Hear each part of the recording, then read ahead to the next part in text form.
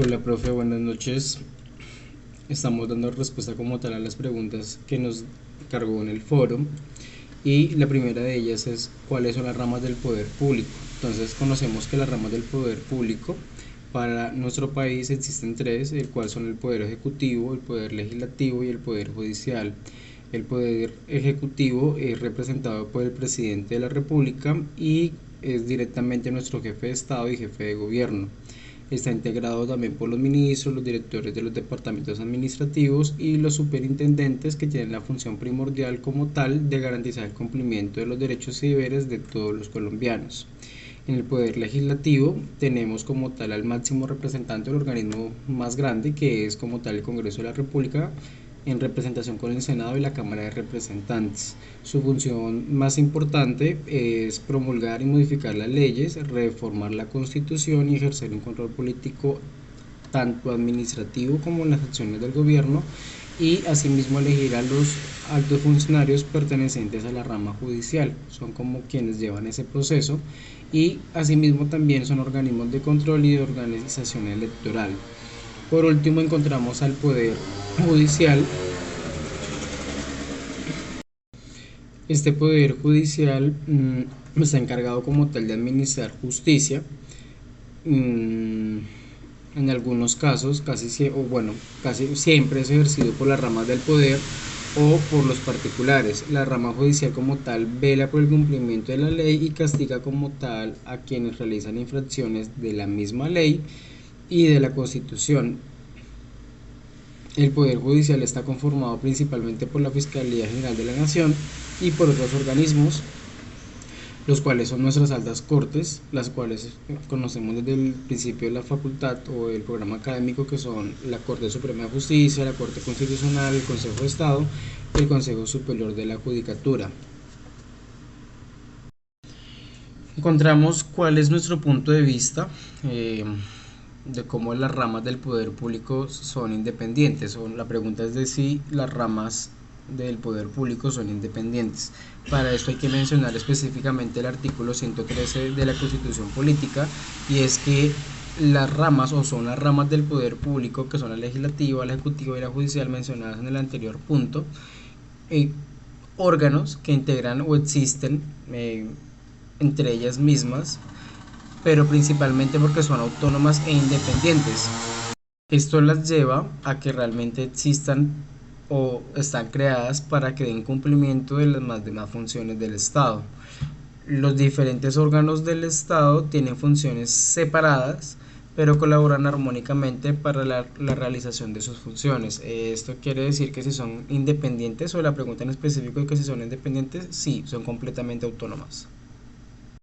Respondiendo a la pregunta de que si las entidades integran los entes, qué entidades integran los entes de control, entonces debemos mencionar que los entes de control son aquellos organismos a los que la Constitución Política les confía las funciones relacionadas con el control disciplinario, defender al pueblo y también realizar un control fiscal. No están adscritos directamente o no están vinculados a las ramas del poder público, pero están bajo una jurisdicción propia de los mismos organismos de control que están mencionados en la Constitución Política. Entonces, cuando hablamos de organismos de control, debemos mencionar los principales de nuestro país, que está la Contraloría General de la República. De ella se desprende como tal el Fondo de Bienestar Social de la Contraloría General de la República. Como segundo encontramos a la Auditoría General de la República, y como tercero encontramos al Ministerio Público. De este, que es uno de los más largos y más grandes, se desprende la Procuraduría General de la Nación, el Instituto de Estudios del Ministerio Público y por último el de la Defensoría del Pueblo, que hace representación como tal, como ente de control en cada departamento. Encontramos la pregunta de si la Defensoría del Pueblo es un ente de control.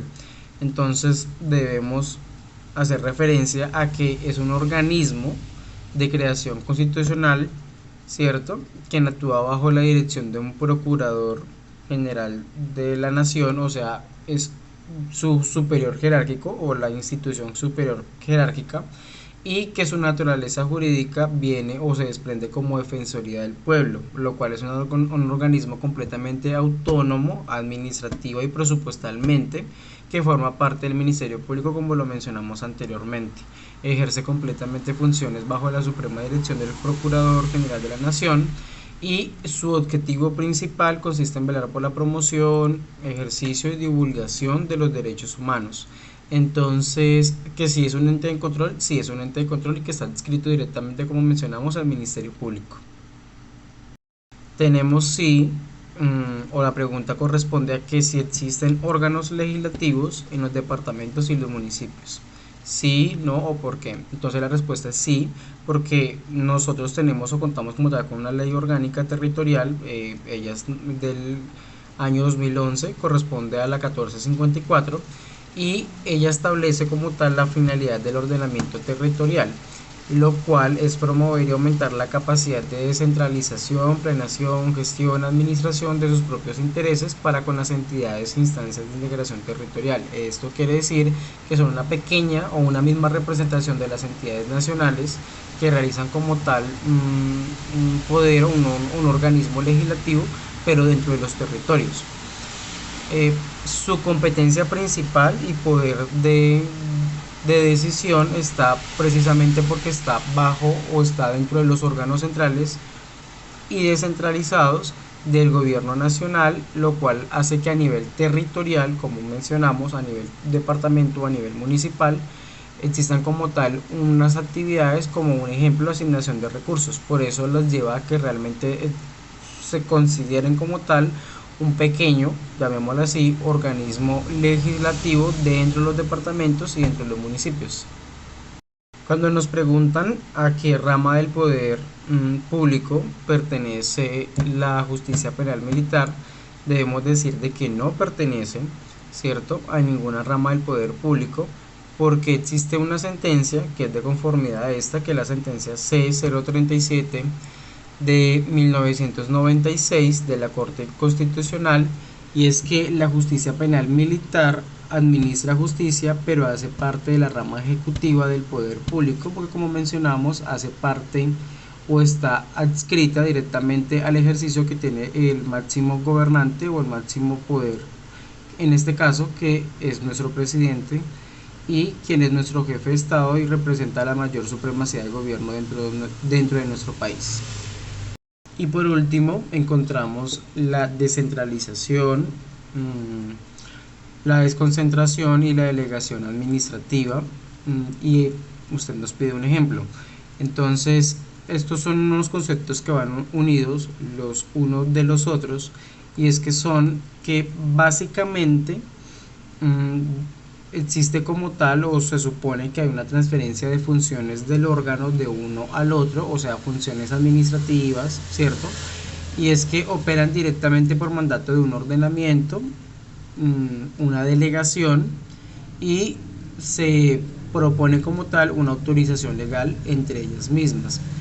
No opera directamente por mandato de la ley, pero sí implica la existencia de un acto de delegación posterior, o puesto que la transferencia se realiza por parte del órgano superior, como mencionaba anteriormente, como un superior jerárquico. Entonces podemos mencionar lo que comentábamos ahorita, y es que el poder legislativo que tienen algunas entidades territoriales dentro de esos territorios, valga la redundancia, a nivel municipal o administrativo o departamental. Eso sería un claro ejemplo del por qué se requiere, o qué es la descentralización, la desconcentración y la delegación administrativa. ¿Por qué? Porque simplemente están cumpliendo como tal un papel de representación, y por eso los lleva a que estén conjuntos realizando la misma actividad o el mismo proceso, que sería una descentralización, una desconcentración y delegación administrativa, según a como sea correspondiente para cada una de ellas.